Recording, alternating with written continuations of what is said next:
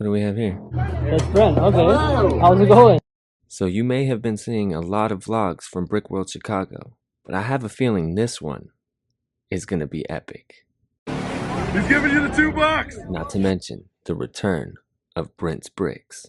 This was not a paid advertisement for the Cali Brick Clique, but I can't wait to see this epic conclusion. You really want to do it? All right. Yeah, we're gonna, okay. It's good?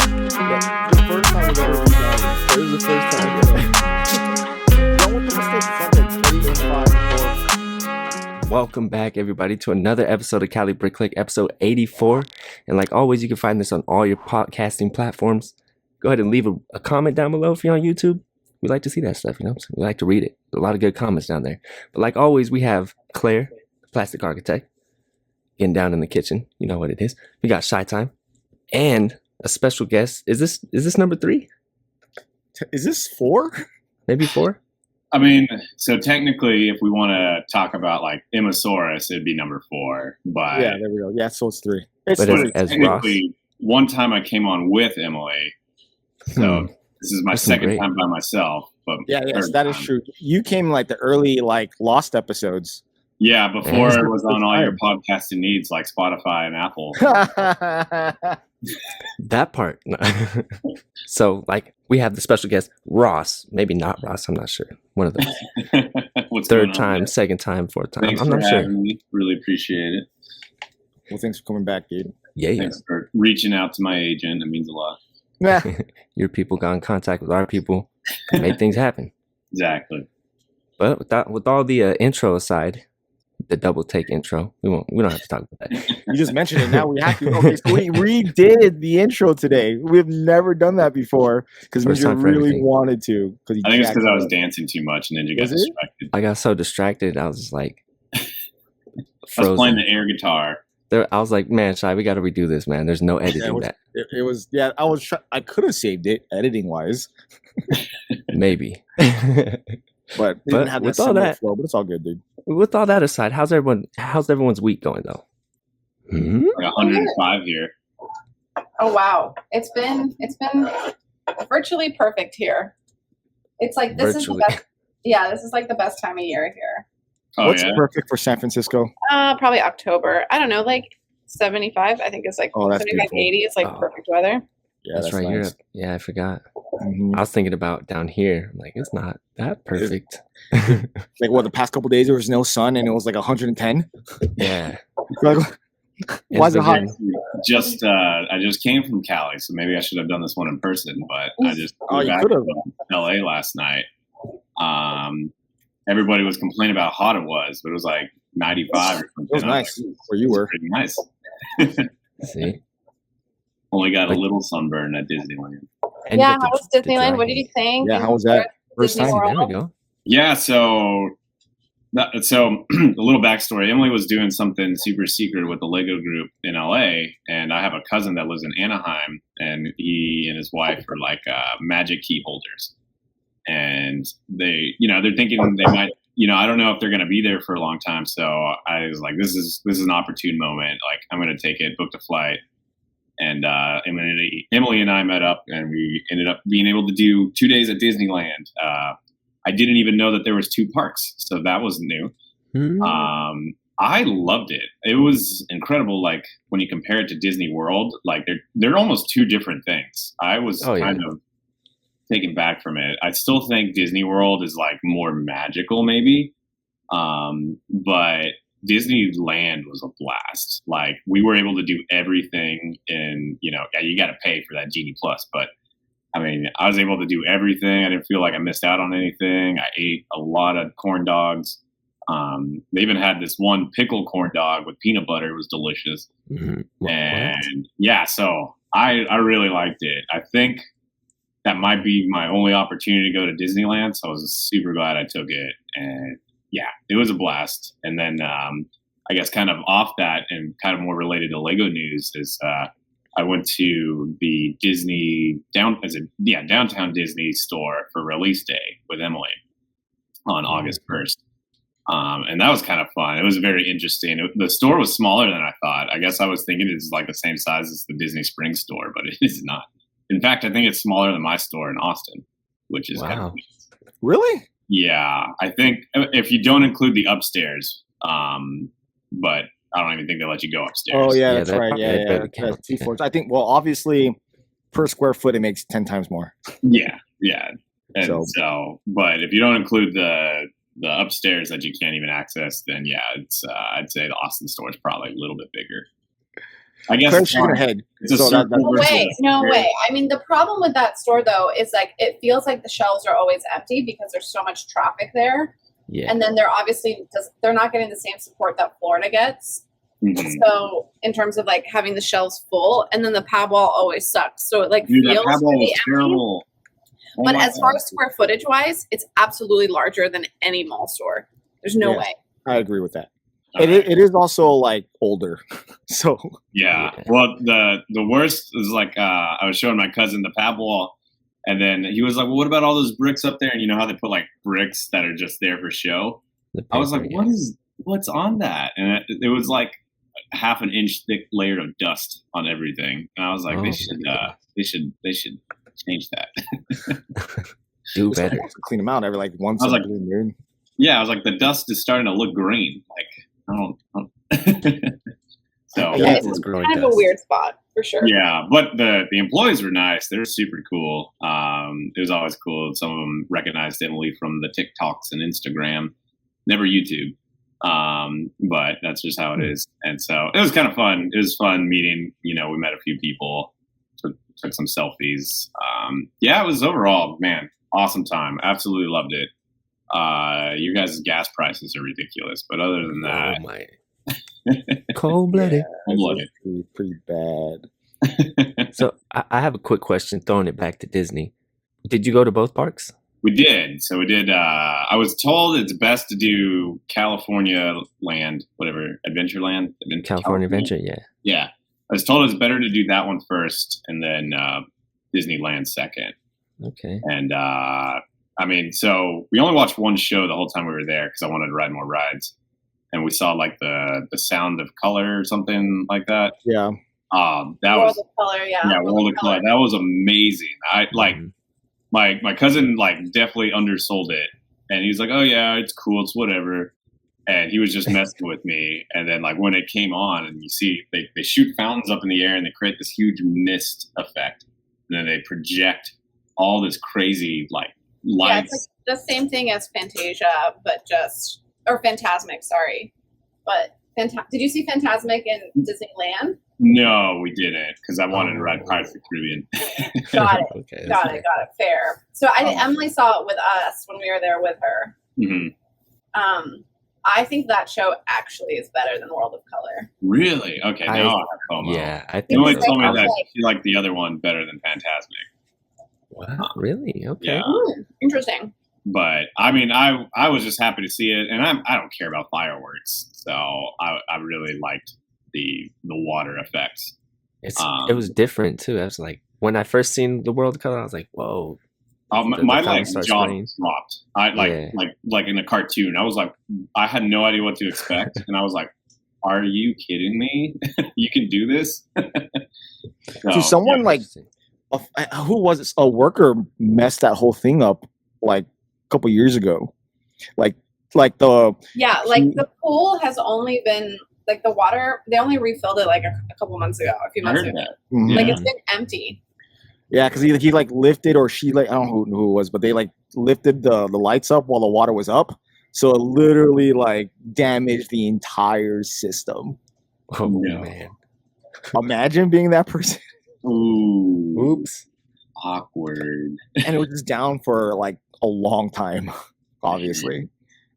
So that's why I thought it was like down for COVID or something, but the fountain was causing people to get sick. I mean, I forget sometimes that California Adventure is its own thing, that it's not replicated at Disney World. Yeah. Because I just Yeah. expected like Disney World to have everything that Disneyland has. Yeah, I guess that was what was Steroids. cool because yeah, going to Disneyland, I was like, oh, it's kind of like I wouldn't say copy and paste because it was different enough, Mhm. but you know, It a was lot of the first. same, It's the first one. First, Disneyland came is out the first one. or vice versa. They're not identical. Yeah, I see what you're saying. Yeah, Well, I mean, none of the feel you. parks are identical, right? Paris, Tokyo, right? They're all different. I mean, I didn't even know until the Lego set came out that the Haunted Mansion was different. Like, conceptually it's the same ride. They're different at every single park. And there's like different fandoms and stuff with it. Yeah. I didn't know. Yeah, I had like no idea. I didn't really grow up with Disney or anything. And so this whole new world of Disney is like, whoa. Whole new world. Yeah, I was about to do the same thing. That's so bad. It's just, I don't know. It's so easy. It's just so easy. So like, you're used to like Disney World, right? You've done it quite a number of times. More recently, yeah. In the last like 3 years, I've gone a few times. But before that, I only ever went once as a kid, and it wasn't a pleasant event. So I always like pictured people who would go to Disney World first, going to Disneyland, being super let down. But then like I've come to the conclusion a while ago that like Disneyland is like palatable, as Claire says it a lot. Like you can visit everything in like 2 days, as opposed to like having to spend a week and a half and not seeing like and you still miss half the park. Of the park. Exactly. So you don't really fully experience the whole Disney World, so that you have to come back again and keep doing it. You know what I mean?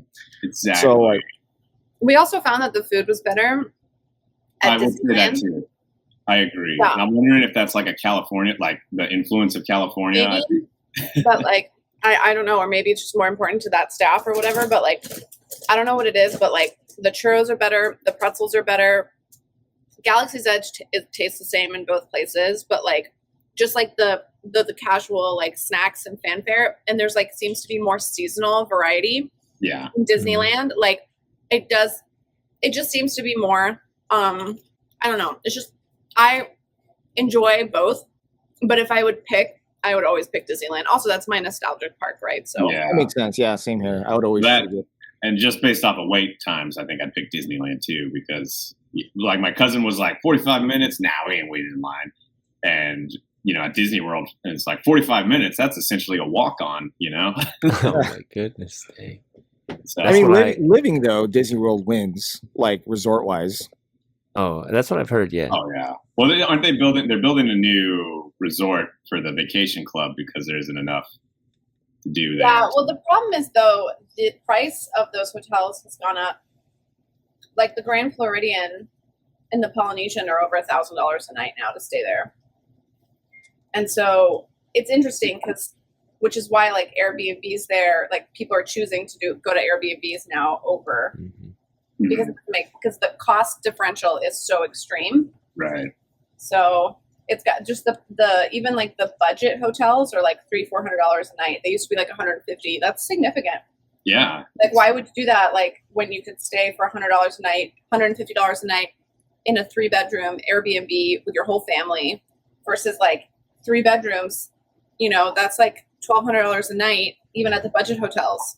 Yeah, exactly. And it's like, and you're only there to sleep. You're not, because you're spending your whole day at Disney. No, and those Airbnb resorts are actually pretty decent. They have pools, they have play parks, they have mini golf, they have like stuff to do there.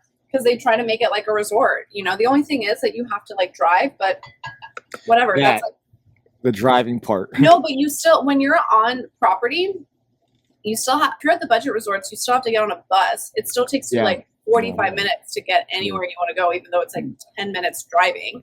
So sometimes you're actually faster with a car. The only ones that are really great are like if you stay on the boardwalk and you just hop on a little little yacht or little like boat and you just like pop over and you're in Epcot. That's awesome. But those are not budget. Those are like $600 a night hotels. Do the ones in Disney World feel worth that much? Because obviously the ones here in Disneyland or in Disneyland do not even come close to being like, why is this $800 a night? Feels like no, it's the exact same thing. They're the like theming and the lobbies are super nice, but like you go inside the rooms, it's the same thing at Disney World. You go inside the rooms, and you're like at a Holiday Inn. You're not even like at like you're not even like at a top tier Marriott. You're like at a That's a bummer. But I did stay in one of those hotels before. So I've only stayed. I stayed at the Yacht Club, and I stayed at one of the budget hotels. I've never stayed at like the Grand Floridian or the Polynesian, but I've seen photos. I think like if you really want like a luxury hotel experience, you stay at like the Cabana. Those are like even more expensive, and like I think you get like a private house or whatever. But there's definitely Disney fans that know more than I do. I mean, like so when I stayed at what's the one in the lodge one in Disneyland. The Grand California Hotel. Yeah, that one. It was convenient to simply just walk out and get searched for your bags as you leave, and then you're in California Adventure. The conveniency of that was ridiculous. Nice. Like you have access to, like, let's say you're, like the conveniency of having to like not have to carry everything everywhere was cool. Definitely not worth the money though. If I would have spent my own money for it, definitely not worth it. It's one of those things where, like, I would never ever pay, full price for it. But if there is ever like some reason you can get like, win a cheaper costed ticket or something. Mm-hmm. I mean, for us, both in Disneyland, the reason we can like live it up while we're there is because I had a cousin that lives in Anaheim, and then in Disney World, Emily's parents live in Orlando, so I'm not paying for lounging at all. That's like $1,000 you're saving right there. Mm-hmm. Yeah, exactly, and I get to go spend that on kyber crystals. Yeah. So how was that? I did get to build my own lightsaber finally. I was really stressed out. Finally, I'm surprised you never did it at Disney World. Well, yeah, I guess I was just being a hipster about it. Yeah, I don't know. It's a whole thing. Originally, I didn't even like the idea of Galaxy's Edge. I thought it was just so lame. But I was also just being a Star Wars hipster. Until I actually went. Like, I didn't even really care to go. I was like, yeah, whatever, sequels. And then I like went. I was like, what? And then so I went. I built my own lightsaber. I was really stressing out about it. And so I kind of finally picked, like, I was like, it doesn't matter what color I pick because I can just buy all the crystals. But you decide of 4 different types of lightsaber hilts. And then each of those 4 have different combination of pieces that you can build your lightsaber with. There's 2 I was in the middle of, environmental and then defense. They didn't even have any defense. So I was like, and that's the one that kind of looks like Mace Windu's hilt. So I was kind of bummed about that because I really liked that. So I went with environmental, and then I got that, and then they were out of like all of the hilt pieces except for one. So everyone's looked the same. And I was like, what a rip. That's very, very sad. I mean, did you at least did you have a case? When Holly did it, they were like out of cases. Oh, really? No, I did get the case. I think I'd be pretty upset if I didn't have a case. Yeah, it really sucked. Like, ugh. Yeah. And like, what do you say when you fly with those, like on the airline? Oh, I did it yesterday. Yeah, how was that? I was curious. People ask you if it's a fishing rod. I learned that. A lot of people are like, oh, what kind of rod do you have? And I was like, I think it's a green kyber crystal. I don't I've never heard of those. Yeah. Must be new. But going back a little bit, like it is, I would expect at least Galaxy's Edge to always be on top of the priority for supply, because that's an area where they're definitely they've been having 100% issues the whole time. Like seasonal stuff has been coming, like a bunch of Christmas stuff came in like January. Like it's they're still catching up. You know what I mean? You think they would tell you though? Like there's a limited supply. They like kind of tell you like right when you already had to make the reservations and put the down payment, and then they're like, oh, by the way, we're out of pieces. Good luck. And then you're like, well, what? Do I just leave? What? Because you don't have a piece? It's my one chance to do it. I will say one last anecdote about it. When I was there, so my group, you do it with like a group of like, I don't know, maybe like 15 people. And they came, and it was just a bunch of kids. It was a family and just a bunch of kids. And I was like, what? Did this dude just buy one for every one of his kids? I've seen this before. Yes. He makes this joke, like they're talking about like powers and stuff. Like the kids are like, oh, what power do you want? And then the dad pulls out his American Express. Is like, I've got a superpower. It's called American Express. And I was like, dude, baller, just straight baller. But and then he built one for himself. So like all of his kids, and then even him built one. I've seen that before. I've seen families of like 8, and even like I think Sans and I were there. I think there was even like a 4-year-old with one, and we were like, "What in the hell?" Like, yeah, they were young kids. Yeah, I was like, "You guys don't even know the whatever." I'm not gonna gatekeep them. I'm happy they got to do it, but I was just like, "What?" I was like, Emily and I were both like, we didn't even each make one. She just went in as a guest, like, and then we like looked at them and we're like, "Oh my god!" But that definitely But they're speaks like, I didn't know that to was an option. like what Disney is kind of targeting for. Oh know? yeah. Well, I also heard all the drama with all the Disney stuff lately. Like the Magic Key Pass being under a lawsuit for blackout dates. And there was something with the Vacation Club. I think you guys might know better than me, where they were doing like, oh, you can buy this and it gets you into any Disney park and resort around the world. And it was like $100,000, and it sold out like in a day. Hey. No, that's some Jurassic World type pricing stuff right there. Yeah, exactly. Not, like, go to you that can't, island. Yeah, so it really puts things into perspective. I think, wow, I'm so grateful and lucky to have this hobby like Lego, which isn't a cheap hobby. And like Shy, I think you mentioned it on one of the previous ones, where it's like, I got like 3 motorcycles. It's like 4 times more than exactly damn Lego sets. But it's it really puts things in perspective. So, but it also, I'm pretty happy. I'm just very grateful I got to go. Right. It is an Nice. experience that is worth it if you can finance it, and it's one of those that I hope a lot of people get to at least do with the whole lightsaber thing. And that's the sad thing. I think, Walt's vision was that everybody can go, and it's just not. It's not for everyone anymore. Not. The original Jurassic Park scene. Remember when the lawyer was like, "Oh, we'll have a coupon day" or So something? I'll be totally honest. I don't think it's ever been for everyone. It's always been really expensive. Yeah. I think. Yeah, I just don't. I think that's like. I just think remember. the wage gaps between, or not just the wage gap, just like the inequality of wealth has just spread so much that it's become that is more of what it was. Because my parents, or like my dad went once as a kid, and they were like, my grandfather worked in the steel mill in Pittsburgh, like nothing, and I was like, I can't believe anyone like that would be able to go bring their whole family even once. Right. Versus That's America, though. Everybody puts everything on the credit card. Like this guy. more credit cards. The superpowers. Well, we've said it before. Like I think we've had this discussion with Disney. It's like, it's a vacation, so it's not something that like a lot of the Disney fans that we see go every day. A lot for people like myself who has a family, you can't go like every day. You have to plan it out. You have to save up, and it takes place of that family vacation. Because going to Chicago, just the 4 of us, just myself and my wife and my 2 kids, we spent over $3,500 just for 2 weeks.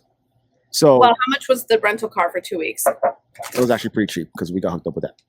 Oh, was it? Yeah. Oh, okay. Lodging So I was on gonna say that could have been like cruise and all $1,500 alone. 'cause Yeah, no, it was like Valid. 6. Yeah. It wasn't that bad. But it's the same thing. So obviously we can't spend 2 weeks at Disneyland, but we can spend a couple days. So like decision making of how you spend your finances, that's pretty much where Disney is. And I feel like it's always been Growing that up, way. too. My parents would be like, "We can go to Disney, or we can take you to Europe." Yeah. Or like, and my parents were like, "Europe," or they were like, "We can take you to Disney," because I asked for Disney for years. Like we went a couple times to Disneyland when I was, or more than a couple times. We went to Disneyland because like my uncle lived there, so we would drive down, go for the day, stay with him. It's like, when you're like staying with family, it's very different. But like I asked for Disney World for years, and they're like, "No, we're gonna take you to visit." Like, and I was such a little brat. I would like complain about the fact that we were like going to Spain again, or we were going to visit my aunt in Brazil again. I just like wanted to go to Disney World. And then we went finally when I was 15 or something like that. And my dad said it was the most expensive vacation we had ever taken, ever. Dang. See? That says something right there. Yeah. Yeah, and there's 3 of us, right? So like I always stayed on a cot. Like I still don't get my own room if I travel with my family. So yeah. Going back to your point, it's always been expensive. It's the thing is now, like you said, it's just extremely expensive. Mhm. So I feel like as current inflation goes up with the times, so it's always been expensive. But this time it's like gas prices. It's like, Yeah. okay, I get it.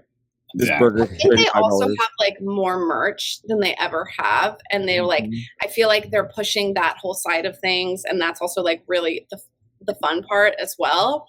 And so like there's just so many more opportunities to buy things. Yeah, There's like less true. rides to like opportunities to like, you know, spend money on drink or food or stuff, you know. Disney pins. Do you think Disney fans were created out of that, or did Disney intentionally create that?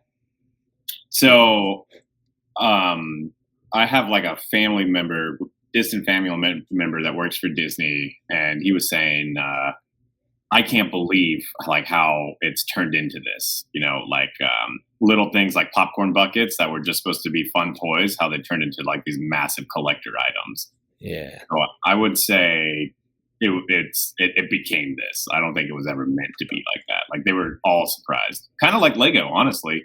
Lego with the adult themes, you know. Yeah, it just kind of turned into this. Nice segue. But before we get into that, do they still? Because I have yet to see it, and I feel like I would be pissed off if I did. Do they still allow the social club thing? Because I know in Disneyland it was a thing where like a lot of groups would create these social clubs with like patches on the back of different lands or whatnot. Oh, I think they do. At least in Disney World, is that allowed still? Tell me that that's a thing. Because I know in Disneyland, it was a thing in Disneyland. Because I remember a couple of my members, some dude had a patch on like that with our colors on, and it was a 3-piece, so you know, like patch and 2 rockers, and that's like now you're in biker territory, and they're like, "What is this?" And I'm like, "Do not stomp these fools. One, you're in Disney. You're not going to get far. Do not." So we did a little research, and then there's a lot of this going on, and it even got pretty far as to like all the biker clubs were like, "Look, dude, we gotta check ourselves and be like, this how we set up our stuff came from the social gang world back in the New York times. Like during that's how they look. They don't necessarily need to have a bike to look like that. These are also not our world. You mess with these dudes, they're gonna sue the crap out of you, and it's gonna be worse." So we're like, it's always been like so that like fandom has always been like a hit to the neck every time we see these groups walk around in colors that like motorcycle clubs sweat and bled and died for, and we're like, oh, well, these kids are just wearing it, putting Darth Vader as the main patch. You know what I mean, like Vader's own or something like that, and we're like, oh, this is cute. So I'm like, dude, just chill, dude. They're not, as long as it doesn't say MC, like trying to abbreviate Mickey, you'll be fine. Because if they walk out of the park, wearing that, then they might have some problems. But in the park, it stands for Mouse Club, I swear. Right? I was like, oh, dude, you better put an SC on that quick, because you don't know what you're doing. So yeah, for a while, for like a couple years, it's been like a problem with the biker world. They're like, oh, dude, these kids are really pissing me off. Because then they started getting serious, and we're like, oh, please go away. They're just like, I just want to ride. Yeah, like, I can't get it. You guys are a group and want to be together, but that doesn't mean that you get to go in front of me, dude. I've seen like meetups, like people, maybe not that as much, but like more like they'll meet up and bring their lightsabers and do like a big lightsaber show, or bring their droids that they built and have like an RC bot fight kind of thing. That's dope. Did you get a droid? Have you gotten a droid? No, I think so. Emma's going to Disney World next week. Crazy, right? And she's thinking about building a droid, but she's been watching Rebels, so she really likes Chopper, and so now she really wants to build a Chopper. I mean, you could buy them straight up, I think, now, right? You don't have to. Yeah, I think you can just go and buy the Chopper, but I think she wants to like build one. They're cool though. They have all these cool attachments now. Like you can actually get like a drink tray. And I know that. What? I want a drink tray on a little astromech droid. What? That's fresh. No, I got the BB droids. Those were the ones that like were like, I need to get one of those because they were rolling around everywhere, and I was like, how do they do that? It's so hard. Oh, yeah. My cousin has one, and they were letting me play with it, and I was like, this is really hard to pilot. It is because it kind of the head moves. That's what I got. I got a straight BB5. So like I should have got R2 when I thought about it. That's if I do it, it's gonna be an astromech. Did you go into the cantina? We did. We got in. we got on the wait list and we were able to get in.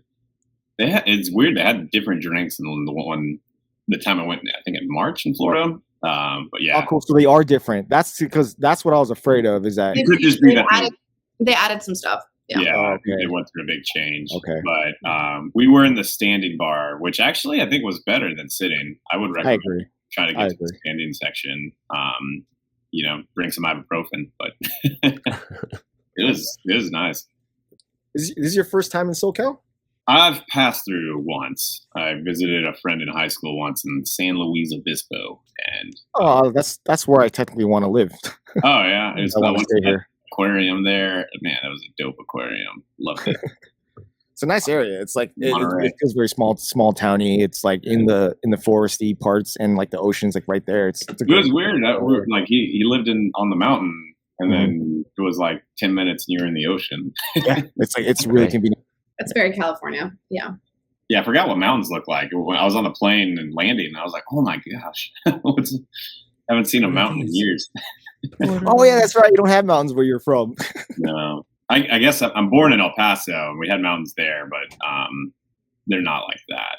I guess it's still the Rocky Mountains, but it's still different. Chicago, I got so lost. Where's the mountains? Like I gotta wait. The sun's here. I also went to, is it Laguna Beach? Is that the one? You're in a very nice place. If that's if I Yeah. remember Well, seeing your the story right. prices, it was more expensive there than it was at Disney. Oh yeah. Well, I mean, Laguna is pretty. I didn't know. I had no idea.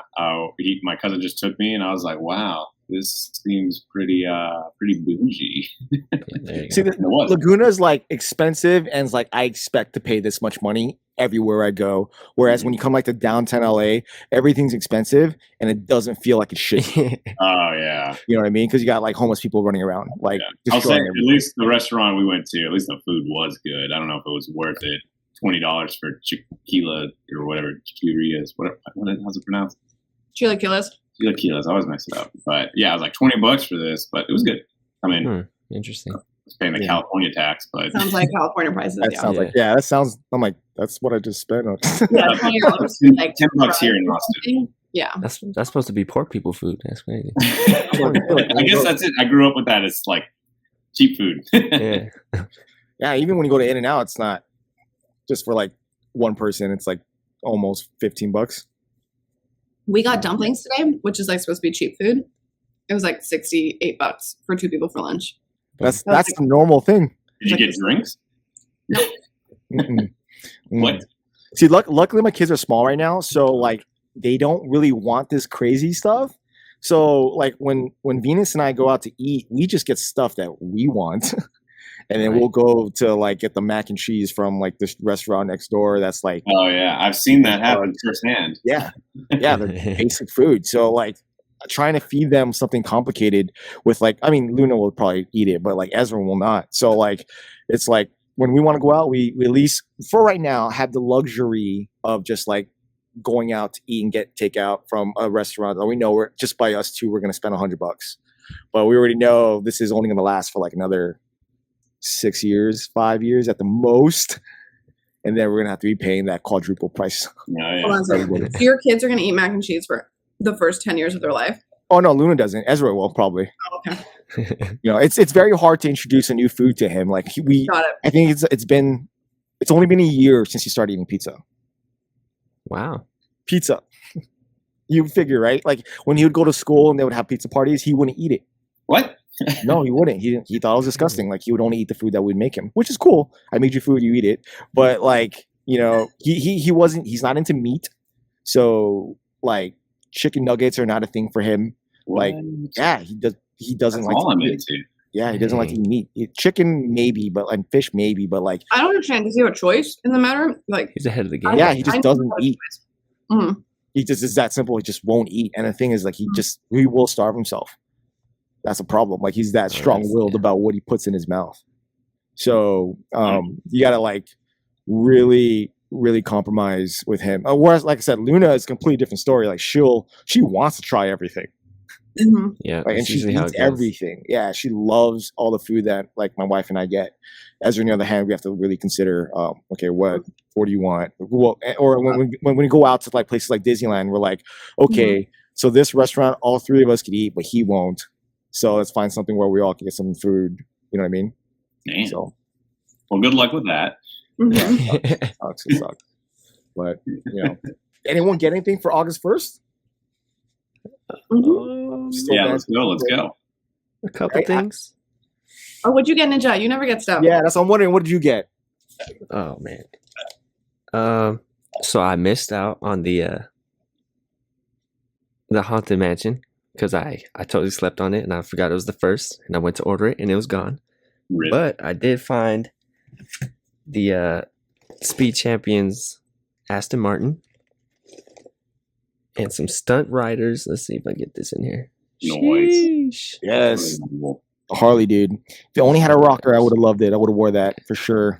Like it. Close. Close. It's close. I mean, one of my orders came in already. The Galaxy Smells Explorers that. came in, jacked up, both boxes dented. Whatever. Ooh. I don't care. I throw my boxes anyway, so it doesn't matter. But like, it was an easy grand. Sheesh. Easy grand. I did buy the castle too, like last night. Like I didn't want to risk it, so I was just like, I'm just gonna order it. Yeah, I forgot it was today.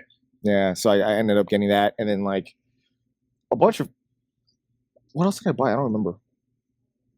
But the Bricklink thing still hasn't come in. I'm waiting for that to like hit me. Did that hit you yet, Claire, or no? No, I'm seeing more people from London or UK and Europe get in already, so I feel like it's the same we got thing. it first last time too, so Yeah. So we figured another month's time before we get those sets. yay. That's the second wave, right? Yes, the second wave, the affordable wave. This is the affordable wave. The Okay. last one. Wait, is, which wave did you guys trick me into getting? Was that the third wave? where you Maybe. spent a lot of money? But No, I only got one thing: the construction module. that's the third wave. Okay, so I'll worry Yeah. about that. You yeah, guys keep me updated. That's a problem for later, Ross. Okay, yeah, Yeah. keep Ross to deal with that. Do we know when those are supposed to drop? If it comes out January 1st, I'm gonna be like, oh, really? Oh, Like, can you are imagine? purposely trying to do this to everybody? Like January 1st, you get a charge right when you're in line at the Lego store. Because like Claire's gonna be hit hard on this one, right? Because on that one, you got like everything. Yeah. Almost. Yeah. Yeah. And not- I'm aware. And like Sans did too, right? Ooh. We got a couple. Yeah, it's gonna hit the family hard. But we did get, so last night we were at a show and we ended up putting an alarm. Like the show started at 8, but at 9:00, the castle went live for VIP. So we both had like vibrate only alarms, and it was luckily like during intermission, and so we like stood in the back and like collectively, and then we like put it together. I like read out, like it was still really dark. I like read out the credit card number and like we did it, and we got the castle, and we also got the Mickey set, the Mickey castle set too. I love that set. Yeah, we're real excited. I'm gonna about build it. that like That tonight. set the most. I don't know why. I It's so love good. it. It's so cute. Are you gonna put a Mickey Knight with the Black Falcons? Probably. I probably will. I just like the fact he has the helmet thing right here. Yeah. I don't know the name of that. That's what sold me on the whole thing. The fact that they're wearing Crown Knight-y type of outfits are pretty dope, but like the fact that you can do that is an easy put it on a Black Falcon and you have a Black Falcon Mickey. We Yes. also got the Sanctum on August 1st. We went in and got that one. I already started building in bag 3. It's super fun already. Oh, yeah, it is excited. true modular in every sense of it, so it's a lot of fun. Yeah, I'm having a ton of fun. Also, Doctor Strange, like even though I didn't like the last movie, it's still one of my favorite parts of Marvel. I And love so that, movie. yeah. Oh, you like the most recent one? Yeah, but okay. Sorry, hipster alert. I'm a big Doctor Strange fan. Like I love the comic books. They're so weird, and that movie really encapsulated the weirdness of them. So I thought I wanted it to be really weird, which is why like I like Doctor Strange. I thought there was like a really missed opportunity for like effective storytelling, but also having shock and horror with a little bit of like humor with it. There was like something. It felt like it was like a C-, like if I would to grade it. Do you know what I mean? Because it was like the attempt was there, the structure was kind of there, but then it like couldn't do the follow through. And so I don't know. Yeah, I just like I really did not enjoy it at all. I still haven't finished it. I want to watch it again. look, I like weird movies, like a lot of weird movies. And so I just had a hard time with that one. And I like it when Marvel does different stuff. I don't want to go and see the same thing. So I thought I was like the target audience for this. But anyway, we can talk Doctor Strange later. So I think the problem with me, I'll caveat, is we have a movie theater here called Alamo Draft House, which is like a dine-in eatery. Yeah, we have one of those here too. Yeah, they're great. Oh yeah, well, I think the thing is I always get like a beer or two. So no matter what, I'm pretty happy with whatever movie I'm watching. So maybe that's it too. But I really liked it. I thought that was I actually held off on the Sanctum, which hurts me because I love it. Only because I was like, we're in California. I don't want to have to lug this across the country. And I was like, I could order it. That's what I'm saying. Like, you could have ordered it at least. Yeah, but then I was like, you know what? I'll just wait for a gift with purchase and do it then. And that way I can send Emily down to the Lego store and she can do her thing. And so that's kind of, I was like, I'll be responsible. So sorry. Actually, Claire, you were in your hall. Oh, no. It's fine. We got the Speed Champions as well. And then, Sans, did we get anything else? What? No, I think we're good. For what? For August 1st. James Bond and the other Speed Champions. Yoshi's house. The Castle. The ramen shop. Oh, we got the 3-in-1. Oh, I forgot about that. Dude, no one showed up at Costco. A lot is showing up at Costco. I need to go. Like, Yeah, Costco's don't have any Yeah, Lego. we probably should have just got on Costco, but we needed exactly $40 to hit another forest fin, and we were just done. It's Might as easy. well. It was on our list of definite wants, and so we just did it, and no regrets. And now we just have Brick Fair Virginia coming up this weekend. I know none of you guys are going. Ross, your other half, will be there, which is exciting. So we get to hang out. They're already. Yes, everyone's there already except for us. And I guess Michael's getting in, I think, tonight or something. But Oh, cool. Michael's going. Wait, I thought he's there already. No, he's there. oh, Michael's already there. Yeah, because Ryan and Mike. Oh, at least I think that was Michael. It sounded like him. But they're at Brickmania. Asked me what I wanted. I'm like, He's with Jared. oh, Jared. no, I thought they're all. Yeah, they're all together.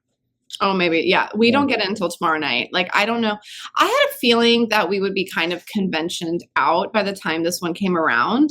So I was like, okay, we'll just go for the true weekend and do a Thursday to Monday thing.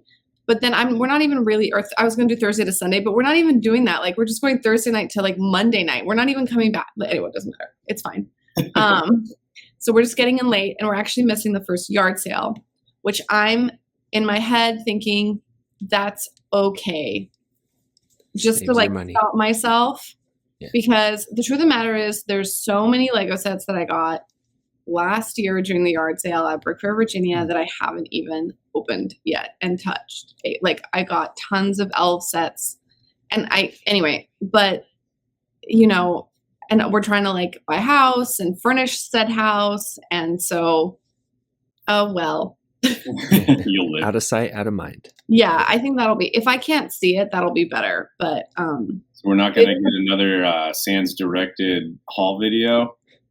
that was so much fun. That was man, that was an incredible. If you're listening to this, go check out Claire's haul video. Probably the best haul video I've ever seen.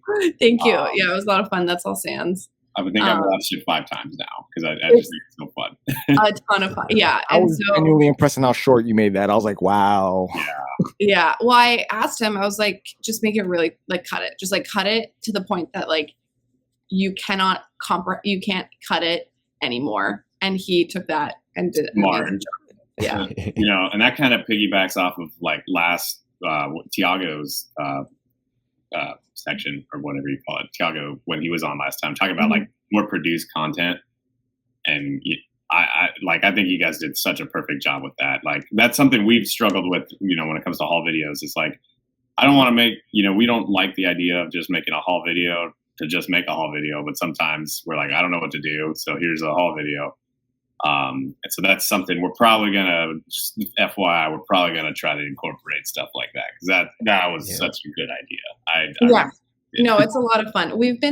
Both of us have been struggling a lot. That's one of the main reasons why I took such a huge break from my channel is I was just bored. you know what I mean? Like you kind of just get bored of producing the content, and like you can't even go back and like watch your own content. And like I've gone back and watched that haul like a bunch of times too, because it's like so fun.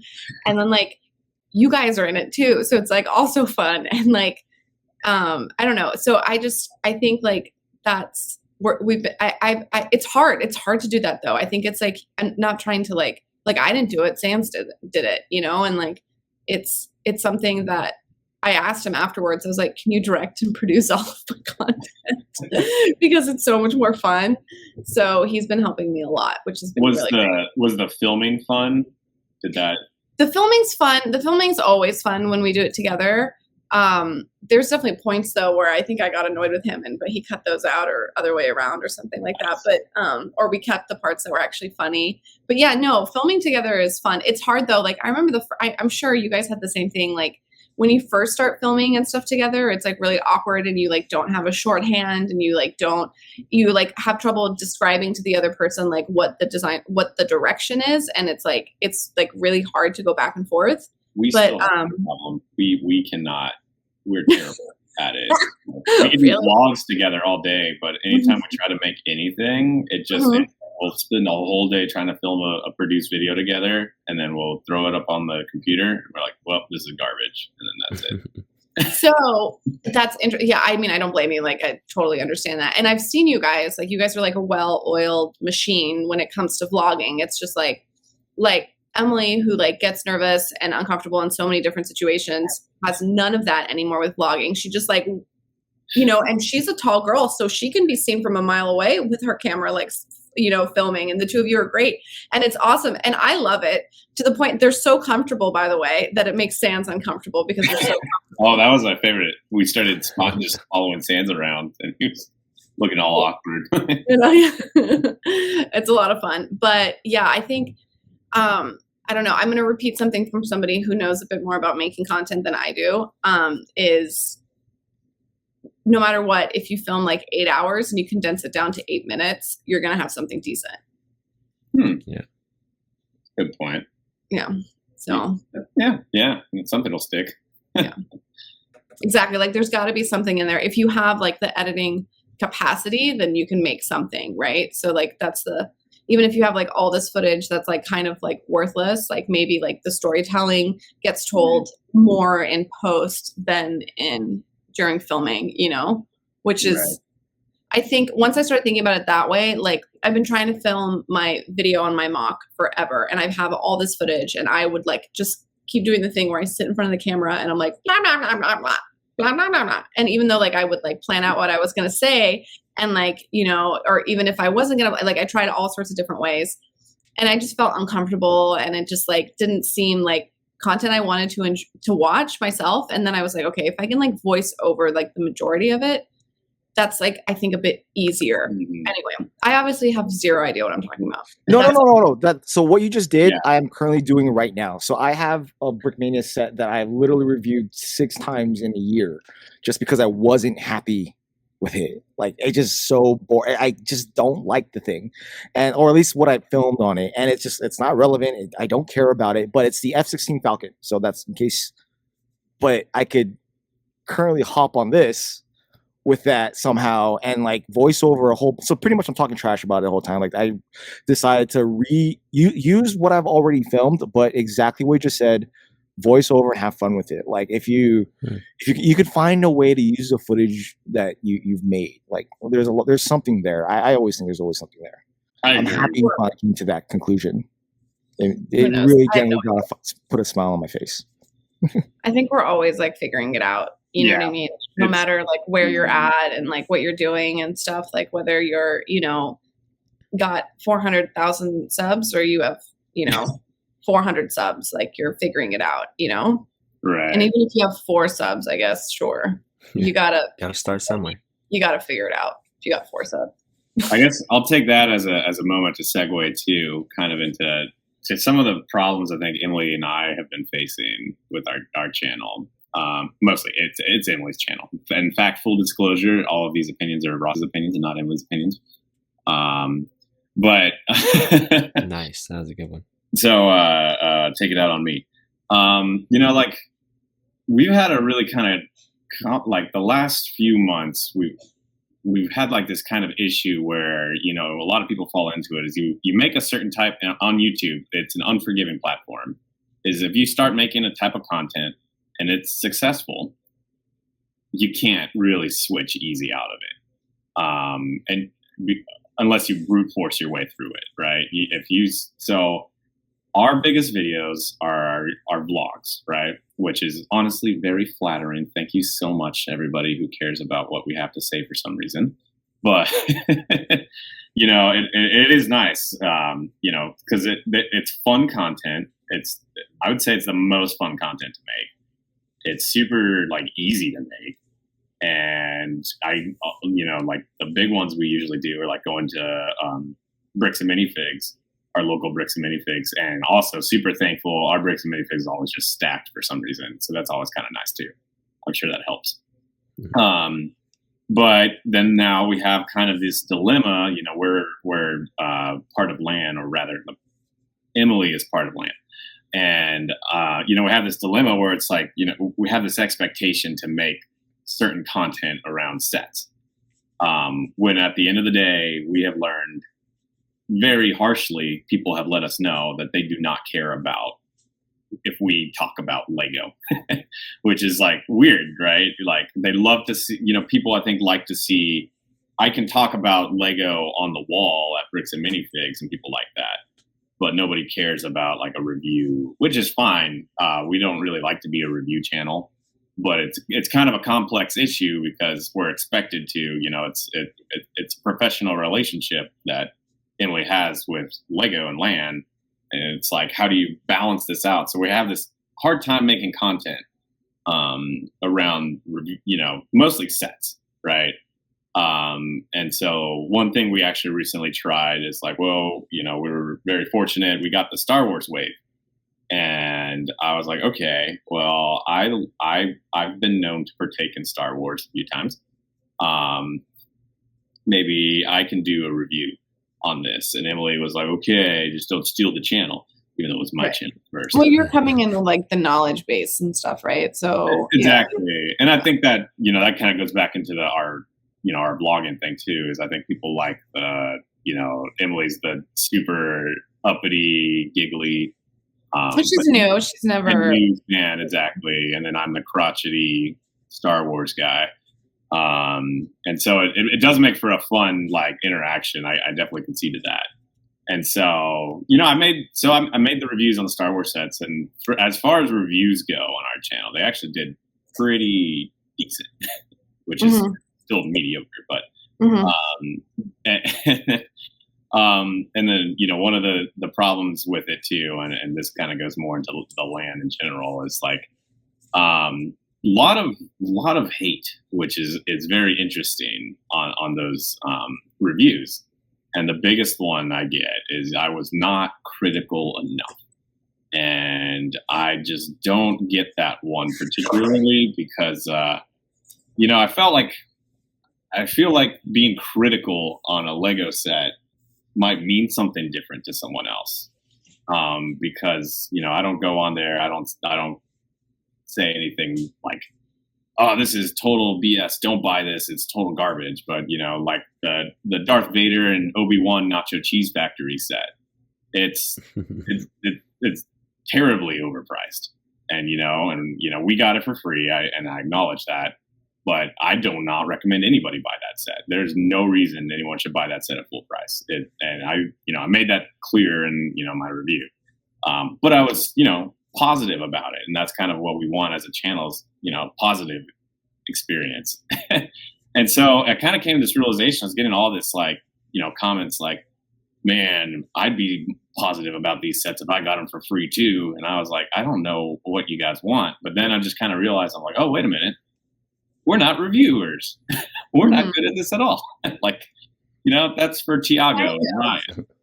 Yeah, maybe. I don't know. I would kind of challenge what you're saying a little bit. Like, so you've chosen to be a positive channel, which is like totally, that's fine. There's nothing wrong with that. It is a positive thing to be a positive channel. You're like, I'm going to choose to like exist within these parameters to create a specific kind of space. but like you cannot, I think it's unreasonable to expect people, and when I say people, I'm calling like the grander internet of idiots.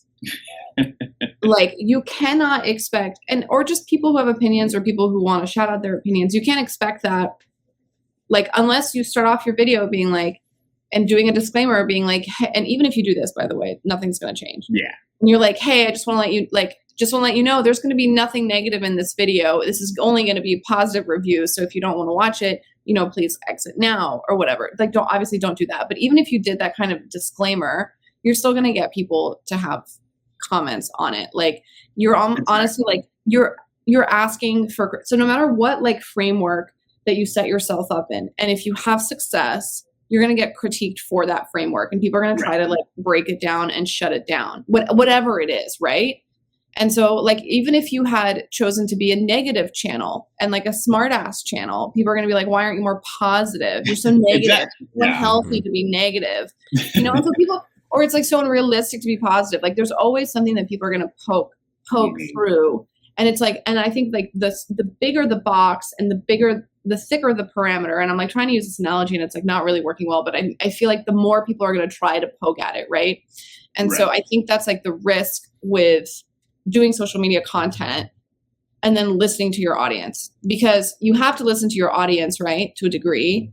Right. But then you also, even the negative. Yeah. Even the negative, you have to listen to them, but also you have to ignore them a little bit. And you have to just like do the content.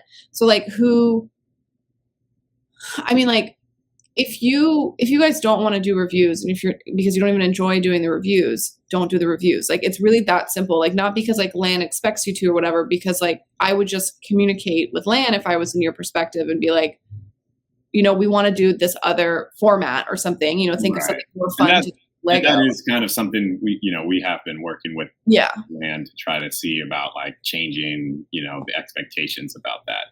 Right. And they, they've acknowledged that they hear us. I think, it's just like, I never really thought of, like I never really thought about it, but like, yeah, definitely maybe reviews aren't the only thing, someone from Land should have to do. Versus other types of content. Like our favorite video we made was it was actually a dance video, and that's like Emily's like favorite thing in the world is to convince people to click on a video about dots. Hey, Dot Squad. Exactly, and she made a really cool video, and I was in it. And we like made a parody of like a trashy reality TV dating. Yeah, that was super fun. That was we really enjoyed that video. I liked it. Sans liked it, and that was fun. And that's the kind of content I think we want to make. Yeah. The problem is I got a full-time job and I can't do that.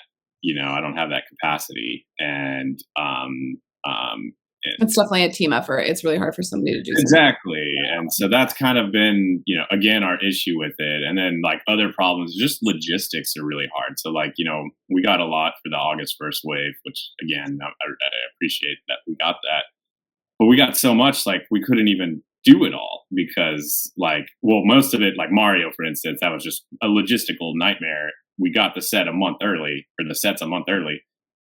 but the instructions we didn't get the instructions until a day before the embargo. So, and then Emily was flying out to California that day too. So like, no, like, well, I don't know what to, in cases like that, what to do. And so I think a lot of it too is just logistics, and Claire knows us the most. We're the worst when it comes to logistics. We don't even know what we're doing at any time in the day. In fact, there's a one day Claire had to actually like remind us to eat lunch because I didn't even realize it. I'm glad we did. I get really hangry at Chicago. So that's kind of it too. I think that's our real big problem is our logistical planning is terrible. Like we just don't. Both Emily and I are not type A. We're just kind of doing it. I think that's kind of, at the end of the day, that's what I would want everybody to know. It's like, we're just trying to do our best. Yeah. And just figuring it out. We don't know what we're doing. We're just trying to do our best. I promise we're not corporate shills. We're just trying our best. Yeah. I think, I would just try to keep reminding yourself that like, you know, just like with everything, like the loud minority doesn't determine the greater majority. Yeah, and that's, you know, and that gets told in our community's the best. You know, it's everything's super cool, and then, you know, you get your one negative comment, which most of the time it's just funny. Kind of laugh at those, but yeah. So there's that. I think there's some other kind of things too I wanted to mention, mostly about land. It seems to be a popular topic on this podcast. But, and, you know, I'm not gonna, you know, defend all of land's decisions or anything like that. I definitely agree with some, and I disagree with a lot. But for the most part, I just kind of wanted to give a little bit of perspective. I'm not even in land, so remember, that's Emily. Full disclaimer. But, you know, what I've kind of witnessed versus what I thought land was kind of two different things. You know, what I thought land was, and all I knew about land was, at the time, was just kind of hearing from Just Too Good and Ryan and, you know, back in, I guess, early 2020, 2019-ish. And so, you know, they kind of fluffed it up. It's all rainbows and unicorns. And then it kind of turns into this, oh, well, maybe people aren't listening to us. There's a lot of infighting between lugs and RFLM. People are just getting free sets. It's kind of, you know, right. It devolves into this whole thing. And then, of course, Emily got in right when there was some offboarding happening. So it made things pretty awkward. And, you know, keep in mind, we're friends with other land members, and we're friends with land members that have been offboarded, and we're friends with people that didn't get accepted. Right. So I get it. And, you know, the exception thing as a whole, I'm not even going to get into that topic. But, you know, it's interesting. So, like, you know, one of the things I hear a lot is, you know, people ask about lugs versus RFLM, and then RLOC. I still don't know what RLOC is. I don't get it. I think it's RFLM sometimes, but it's not. It's this other third category. But there's been, you know, from what I can tell in the land, it seems like I guess the end of it is I don't think they should be in the same organization. Or if they are, they're, you know, the threads should be limited, that only, you know, one person or only land or RFLM can read these forums, and only our lugs can read this. And this kind of comes with, there's been instances where. Can you elaborate on that one section there? Because I feel like a lot of people don't understand what you mean by the communication part of the land. Yeah. And again, you know, try to be as transparent as possible. So pretty much the land, it really is just a PHP style forum. You know, like I was like, I haven't seen a forum look like this in, you know, 15, 20 years. I mean, it's nicer than that, but the way it works is essentially that way. It's really hard to find anything on it too. So essentially is, you know, if you have a concern and your community has a concern or a question, you can bring it up there and you can get it answered by somebody that works for Lego. But you can also have discussions and other people can comment on it. What often happens is if an RFLM will be like, hey, you know, let's take this Mario case. We most of the time, anyways, let's take this Mario case, right, where we didn't have the instructions and we're expected to make content, and you know, we could go on the land and say, hey, I didn't get the instructions for these sets. Embargo is tomorrow. Like, you know, this is, you know, you can say things in a nice way and just be like, you know, this is Emily's full-time job. She's trying to plan things around it, and we can't do anything because we're gridlocked by this, you know, lack of instructions. You can post something like that and you'll just get all this hate being like, you should be grateful that you got those sets early to begin with. You should just look at the box and build it. If you can't just build it by looking at the box, then why are you here, kind of thing. And this is, again, this is a completely fabricated thing, but this is exactly how it's gone. There's days where I'm like, man, I just kind of want to post the sky is blue and just kind of like see what happens. And it's a shame because, you know, it bums me out. And I was telling Shy about this earlier. I think the biggest example I have revolves around, if you guys remember, it's been a year actually, the gunship. remember the gunship, the good old drama-free gunship. Drama-free. So there was, a lot of people upset that, and they felt like the designers had maybe dropped the ball. And I do too. I've been pretty open about it as well. I do not like the minifigure selection that they did. I think that's the big gripe we all kind of had. And but somebody had went on and they wrote a really well worded, well thought out, like, hey, this is what the general Lego Star Wars community is feeling. I'm gonna give him credit. Hey, Matt, the Brick Whiz, because he deserved that. Yeah, okay. Deserved it. I was gonna show, but yeah, Matt had done a really good job, an excellent discussion, and it just got shredded in the comments, and it was really disheartening for us because now it honestly felt like I was too afraid, and Emily's too afraid, like to communicate. What's the point at that? Like, what's the point to like vocalize anything if there's like no positive reaction that's going to happen, right? If it's like not, if the forum isn't exactly. And again, I want to caveat this is again another vocal minority for the most part. It's not the whole. I want to again. It always is. It's always like that. It's always a very loud. Vocal honestly, I'm like, who the heck has this much time to just comment on these posts all day? Like, no, it's the same thing, and it's just like, I mean, like, everyone on Twitter is just like a few loud people. Yeah, exactly. Like, it's the same. Yeah, it's the same thing, and it's kind of we're not to like take away from what you're saying, but I think we're like at this very interesting point in social media with the fact that everyone has this like the same size microphone almost, like it seems like it, and like everyone's fighting for attention in like a very weird way. And so if you say the most audacious thing, you're going to be the one that's heard. And you can even see like the way that content is created, the way thumbnails are designed, the way that, it's all kind of, how do you stand out and like, how do you feel special, however that is. And it's kind of the same thing. I feel like with this as well, it's like you either stay quiet and succeed and kind of just like stay positive, no pun intended here, but like you either do that or and honestly, like I've had situations like in my work environments where I've made the mistake of vocalizing things that I saw that weren't functioning well. And all it's ever done, by the way, is hurt me. Like nothing beneficial ever came from it. Like I didn't go further in my career. No people I managed, like their lives didn't get any better.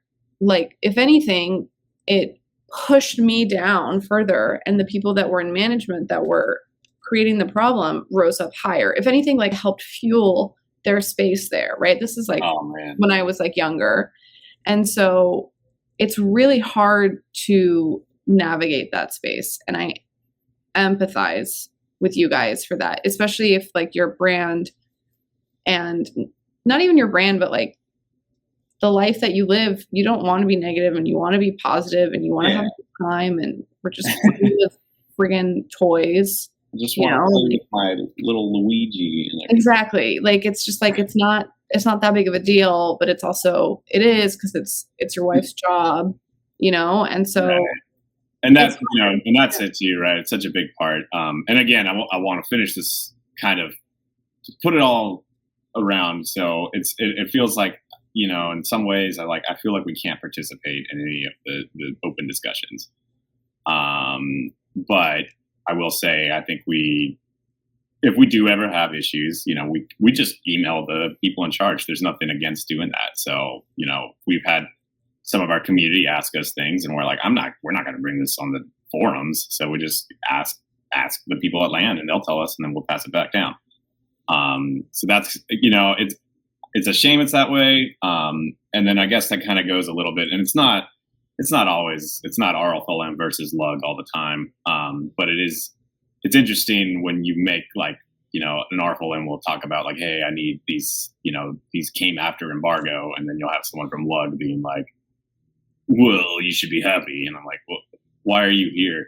Like, and there's plenty of time. I want to caveat, there's more lug problems like lug bulk shipment didn't work or something like that. And I guarantee you'll never see. Yeah, and they needed it for a convention where there's like 1,000 people coming. Or people have issues. Yeah, like the conventions are having issues, and you will never see an RFOM like post like, well, you should have did better.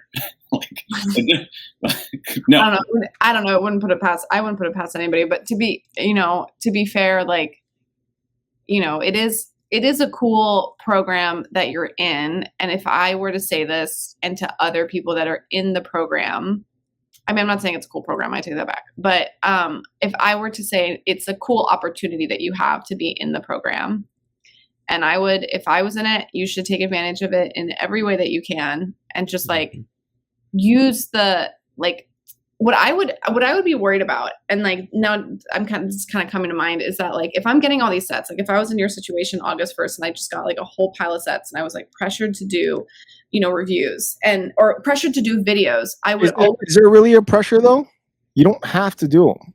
You do. Yeah. Well, I mean, like, I've been told by other awesome, you don't have to do every single one. Like if you're being bombarded, you didn't ask for it. It's like, so okay, relax. The trick is that it's open to like how you do it, right? Because you have to, at the end of the day, again, this is the whole like, oh, you get free sets versus you can like show a haul and that shows everything theoretically. Yeah, that one's kind of harder, but it's more like an Instagram post or something. How do you feel about this set kind of thing? And we usually do that with like gift with purchases, right? Because you can't really make a video off of gift with purchase, unless it's exceptions, but.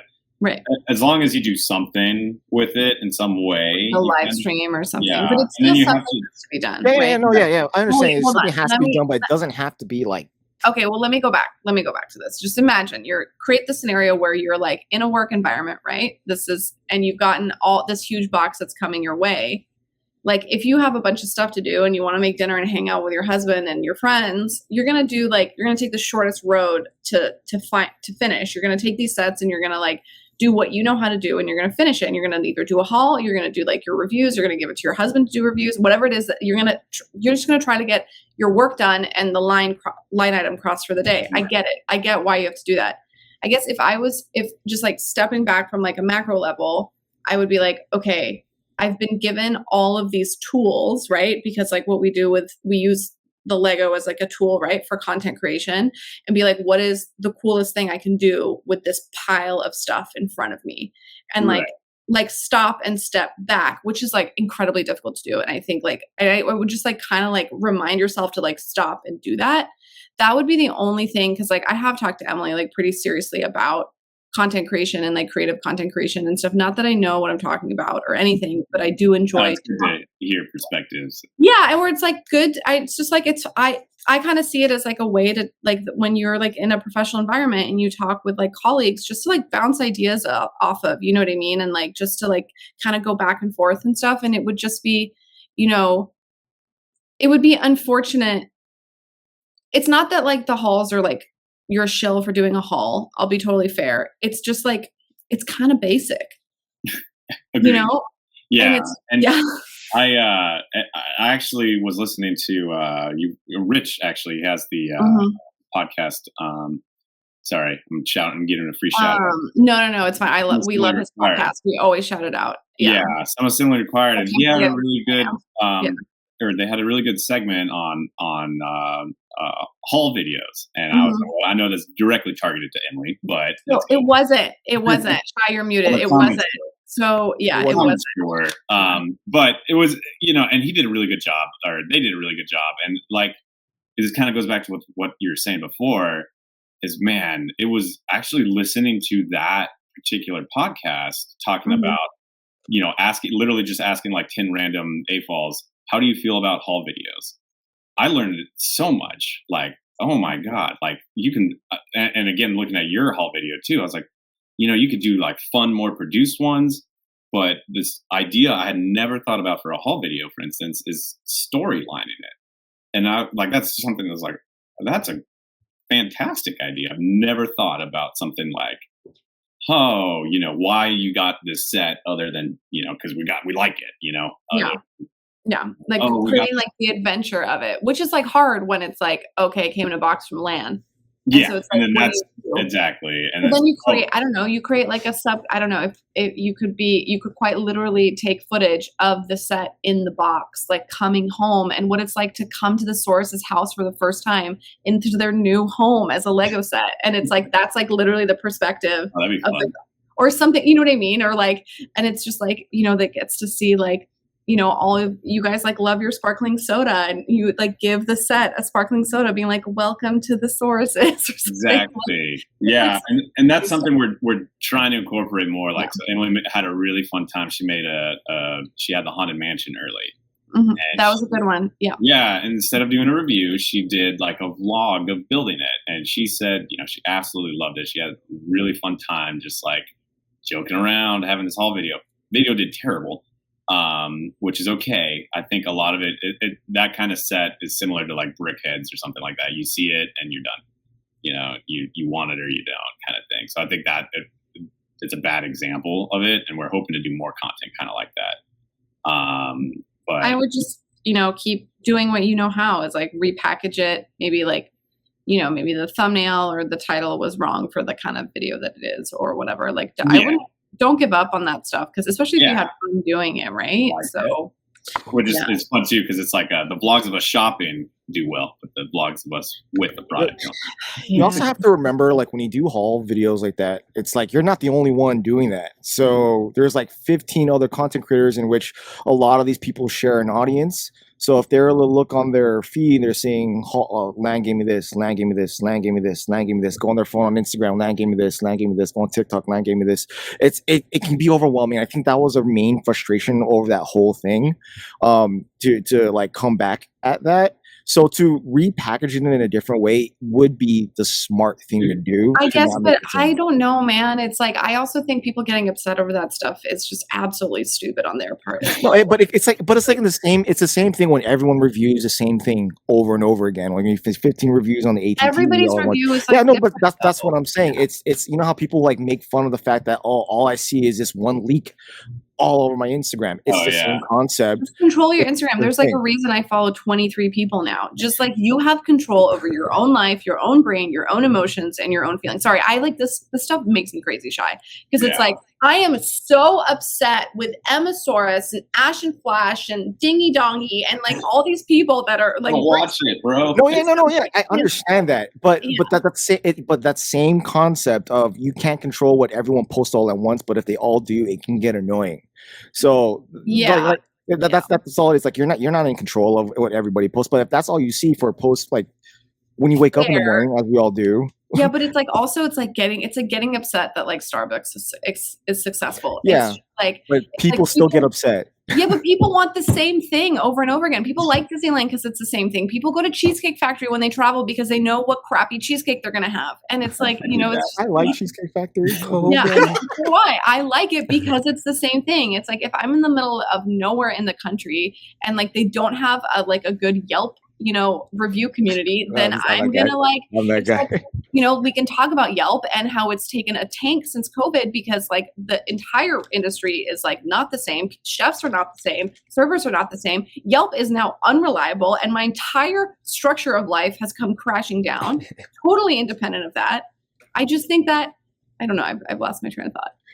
Well, going back, bring it back then because I could rant about Yelp too. And we'll go on a hardcore tangent, which we will never get out of. Maybe it's just where we're from, Claire. So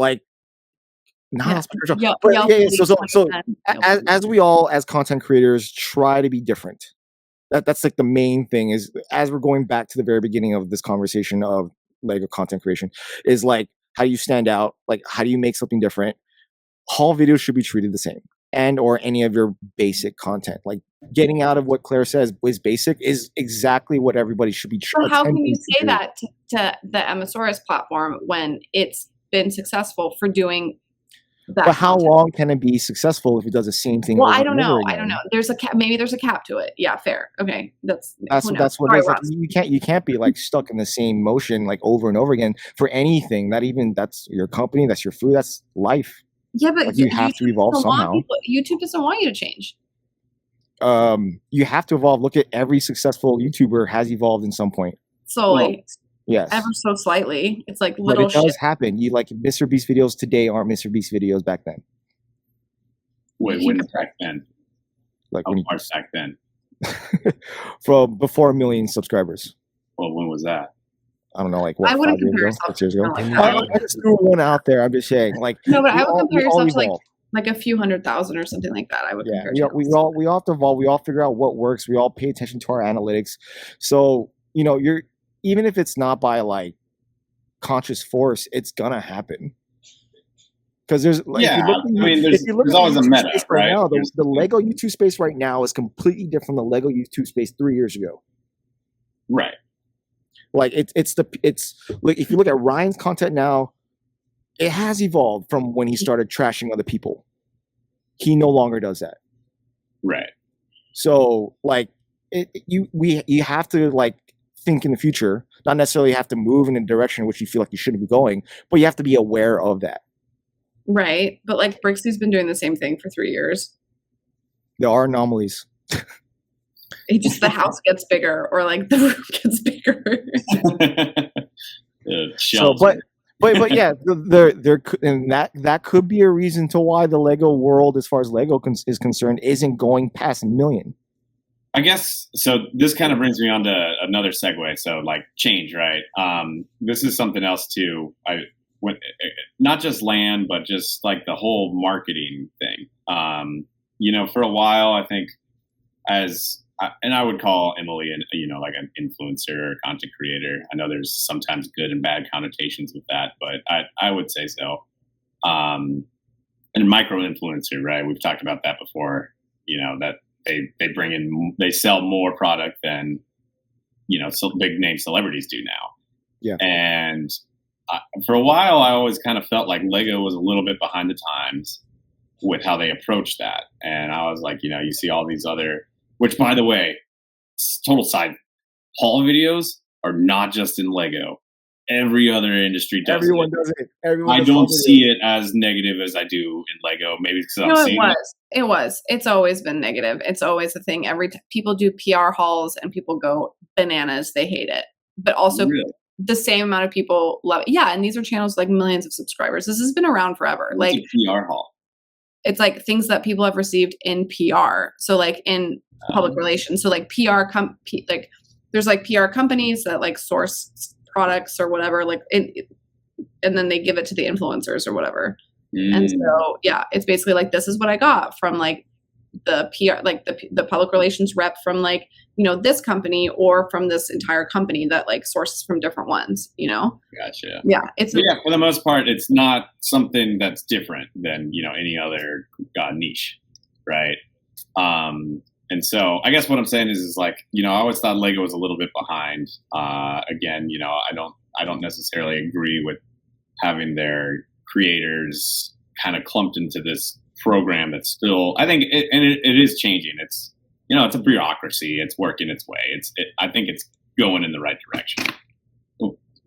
I think it's going in the right direction, but this is something I kind of learned, and something else I wanted to bring up. Kind of a little bit I learned, at Brick World Chicago, is I learned that there's actually like a really large chunk of the community that's really adverse to this change, which makes sense. I get it. It might be threatening in some way, and this is an experience I guess I wasn't prepared to have at Brick World Chicago. Was hearing people talk. And like people, and you guys were there, people like referred to us as, oh, they're those people, like we had asked, I remember specifically asking, like, please don't put my last name on this ID card. And we've talked about this before, but, then I get my ID card and or my badge and there's my name. And then I went back and asked, like, do you have like black tape or something? And they're like, why? And I was like, because I don't want my last name on my card. And they're like, well, that's only for kids. And I'm like, I'm a grown man and I don't want my name on this card. So they did. I mean, they were like cool. And they were like, okay, well, here's a Sharpie. But they're like, well, if you win the drawing and your name is marked out, we won't give you the free Lego set. And I was just like, what? And so, that's kind of a problem I have. But, and I think for the most part, the managers of like Brick World, they get it. now, we've reached out to them. I think they get it, but there was other people like non-managers or non-people working at the convention that I was like, wow, I can't believe this is like Mean Girls level, like gossiping behind us, being like, oh, there's those YouTubers. And I was like, what? I was like all happy. I was so excited to see their mocks. And, and I was like, wow, we're helping them out. There's so many people came, a small amount for us, but mostly for Ryan, came to see Ryan. And, wow, look at that exposure that these content creators can bring. There was a line wrapped around the building to see Ryan. But then to be referred to as like, oh, these are the people that are ruining the hobby, like that cut deep, bro. I was like, dude, what? And so I guess maybe I think that's really when both Emily and I kind of got on edge. And we've been having that for the last like 2 or 3 months where I'm just I guess 2 months. I'm just kind of like, wow, I did not realize we were disliked this much. And not the collective we, right? And this includes you guys too, right? Like, wow, we're terrible for not wanting to be doxxed.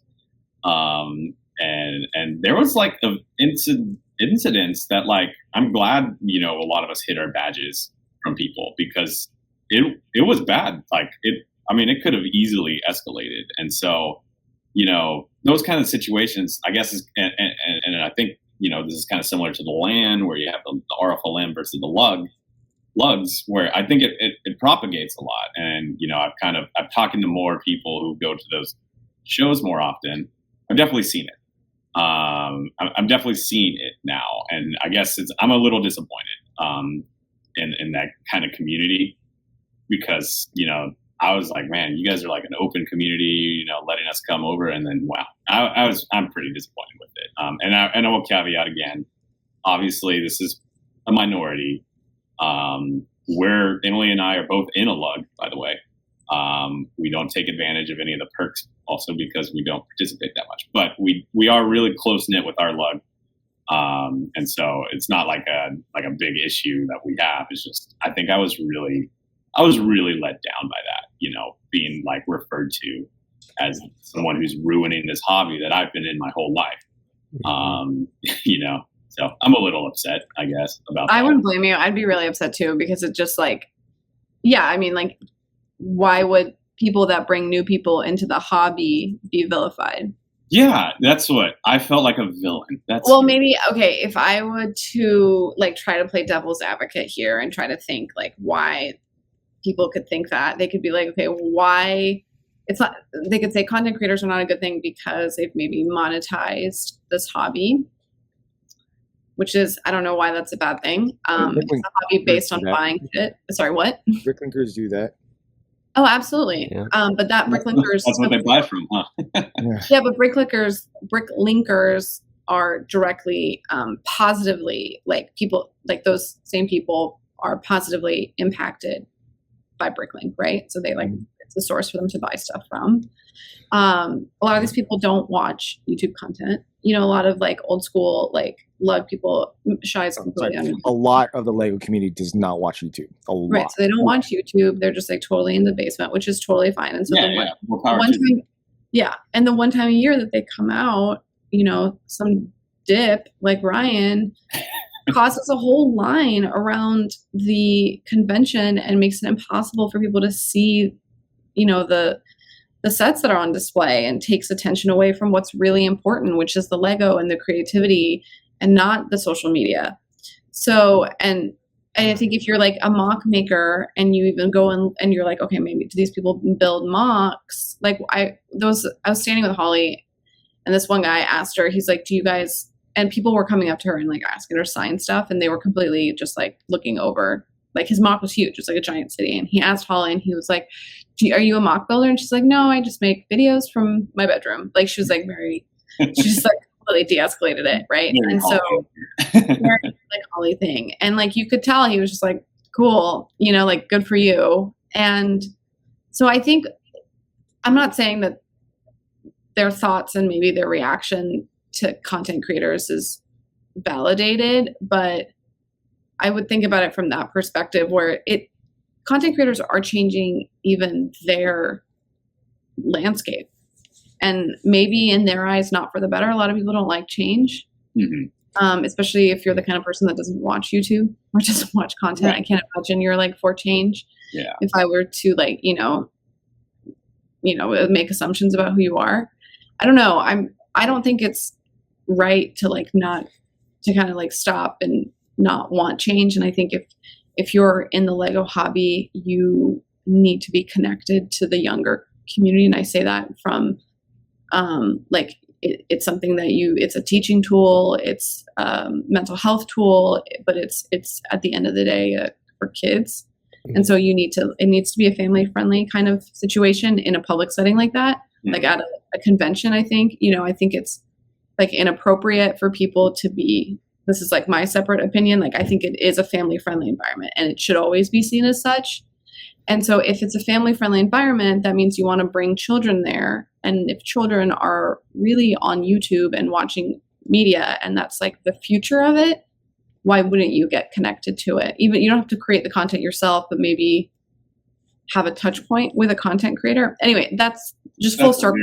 Yeah, that's really astute observation. It doesn't make sense to me though, because like people don't complain about the lines at Comic-Con and stuff, like Comic-Con is media. It's run by media companies. It is an advertising convention, while at least it's turned into that, So I feel like Lego convention, they should expect Lego conventions are there, still right? grassroots nonprofit efforts. There's still things that are being made. Like they're not like these mass profiting things. They're just like to get a bunch of people in a room to like show their Lego sets to each other. It's not, or they're for community engagement, or they're for, raising money for an education, some organization or something like that. They're not, it's not, you're not paying money to go see celebrities sign autographs. It's not that. And maybe there needs to be a Lego convention that's made specifically for content creators. And then maybe that's like something. Yeah, exactly. No, but that's also, but you know what I mean? Maybe that's like something that someone could, or you know what I mean? Like the whole purpose of it is to see that, or it's like, I don't know. I have no idea. That's another weird thing though, because don't they have Lego masters at cons signing autographs? So they do. So cons are a lot of them, not all of them. The ones that I've been to have always been super supportive of Lego Masters, which is a true marketing tool from both Fox and Lego to bring in families and their kids into the hobby, right? Right. So I'm so sorry, Fox, and I'm so sorry, Lego, but more people watch YouTube than a Dippy show. Yeah. I mean, the Ryan's line kind of showed that. Exactly, right? And they had every Lego master there. Yeah.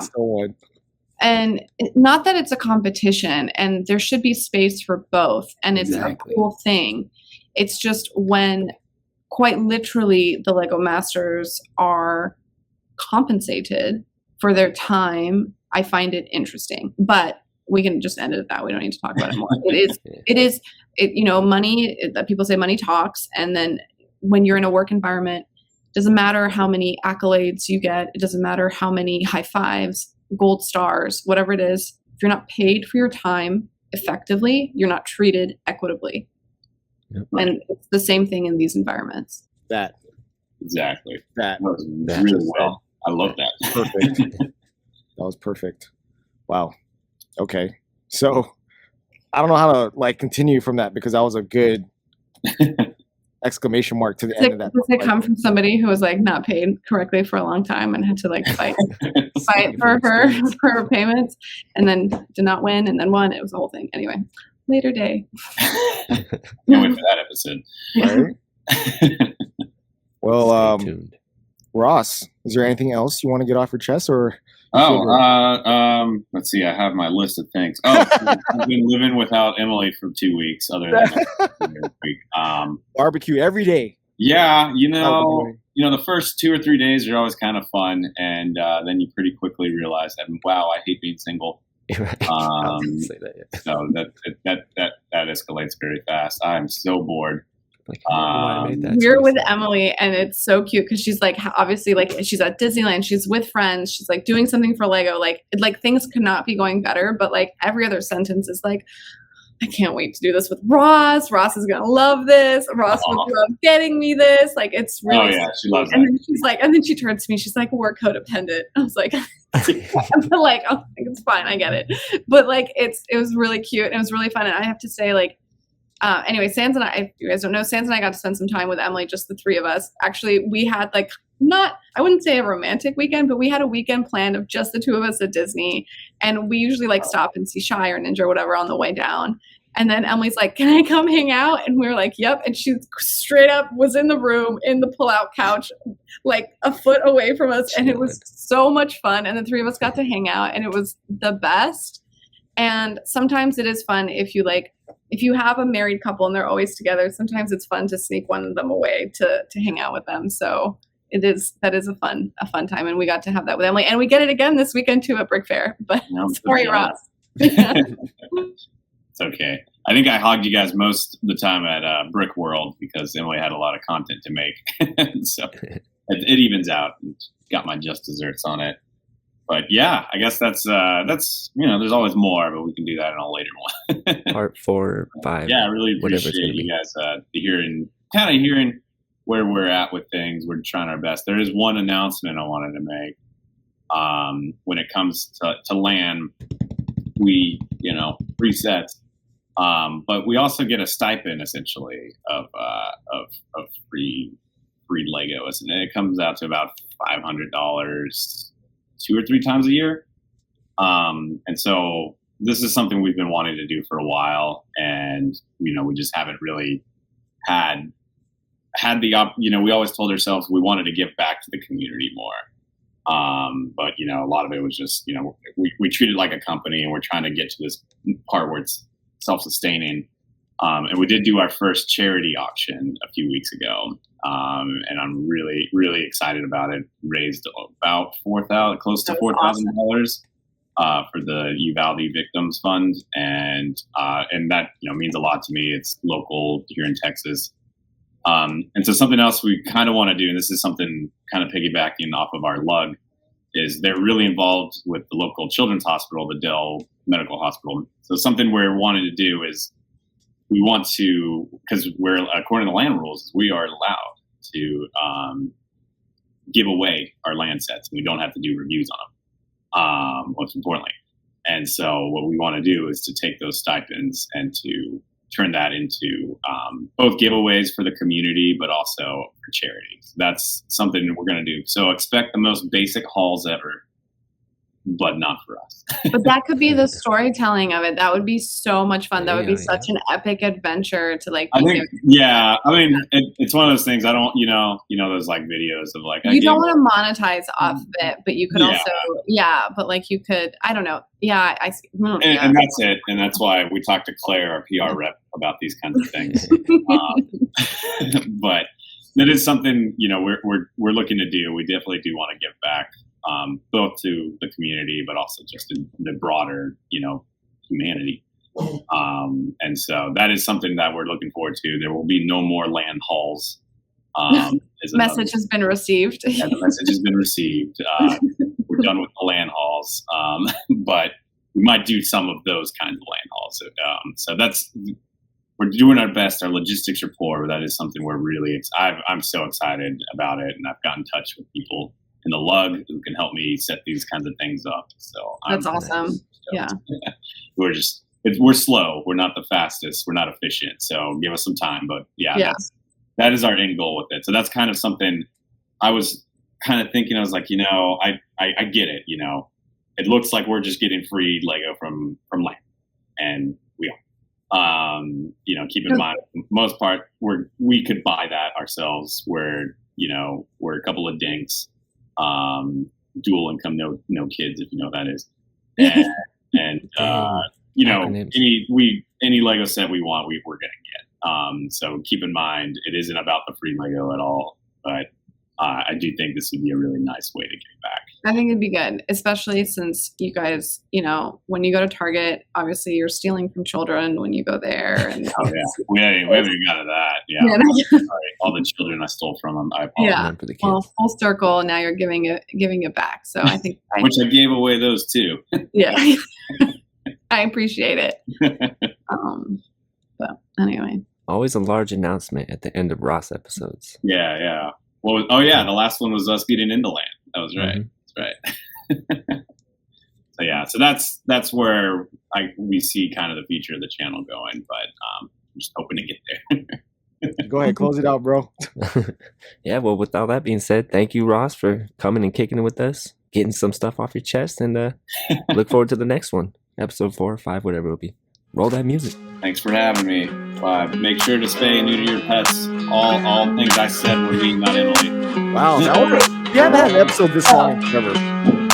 he's been so excited. He asked for an intermission like an hour and a half ago. Okay, He's what like, is "Can it? we have an intermission? I'm so excited." I already messed up the intro. We can't get an intermission.